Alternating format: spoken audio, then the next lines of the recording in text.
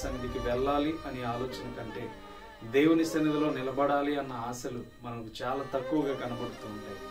అంటే ఇంత గొప్ప భక్తుడైన దావీదు ఎందుకు ఈ మాట సెలవిస్తున్నాడంటే, దావీదు సెలవిస్తున్నాడంటే ఏదో గొప్ప ప్రణాళిక దేవుని సన్నిధిలో దాగి ఉందని మనం అర్థం చేసుకోవాలి. దేవుని సన్నిధికి వెళ్తే మనకి పీస్ ఆఫ్ మైండ్ దొరుకుతూ ఉంటుంది. దేవుని సన్నిధి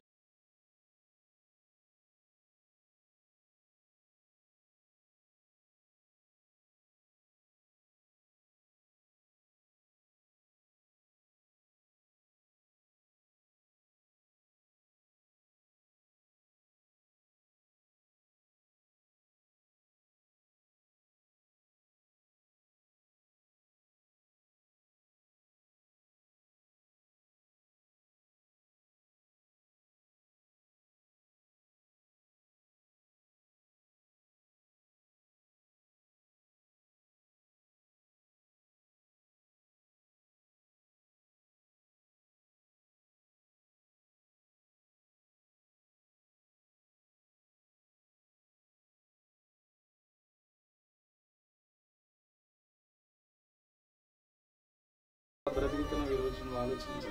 దేవుని సన్నిధికి వెళ్ళాలి అన్న ఆలోచన వస్తే వెళ్దాంలే అనుకుంటాం. కానీ ఇక్కడ ఆలోచన చేస్తే జీవముగల దేవుని దర్శించుటకు నా హృదయము నా శరీరం ఆనందముతో కేకలు వేస్తుంది. మరి దేవుని సన్నిధికి సంతోషంతో వెళ్ళాలి కానీ, ఆనందంతో వెళ్ళాలి కానీ, మనం ఎందుకు బలహీనమై వెళ్తాం? వెళ్ళినా కానీ దేవుని సన్నిధిలో క్రమముగా మనం కూర్చోాలి. దేవుని వాక్యాన్ని మనం గుర్తించలేం.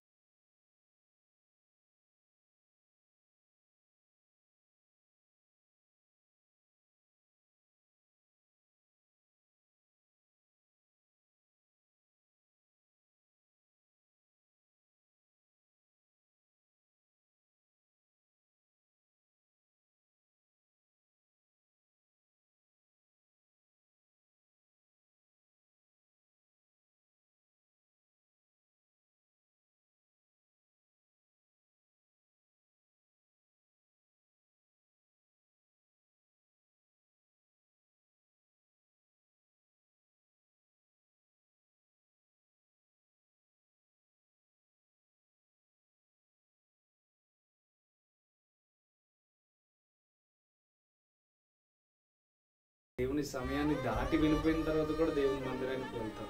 ఇది ఎంతవరకు కరెక్టో ఆలోచన చేయండి, ఎంతవరకు నిజమో ఆలోచన చేయండి, ఎంతవరకు కరెక్ట్ అనేది మీరు ఆలోచన చేస్తే, పరిపూర్ణతగా ఆలోచన చేస్తే మీకు అర్థమయ్యే రీతిగా కొన్ని విధానాలను మీరు చూసుకుంటూ ఉండాలి. కనుక ఇక్కడ మాట సెలవిస్తున్నాడు, నీ ఆవరణంలో ఒక దినము గడుపుట 1000 దినములతో శ్రేష్టం అంటున్నాడు.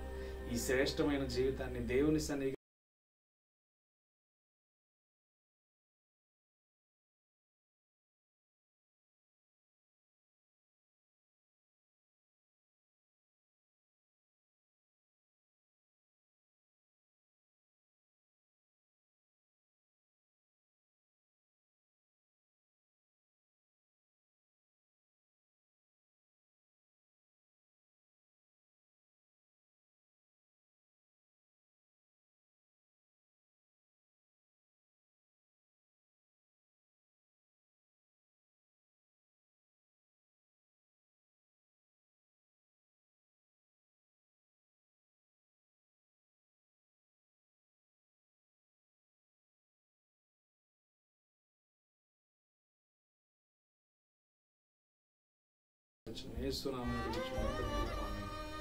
ప్రత్యేకమైన ఆదివార శుభాలు తెలియపరుస్తున్నాం. దేవుడు మిమ్మల్ని దీవించునుగాక. ఆమేన్.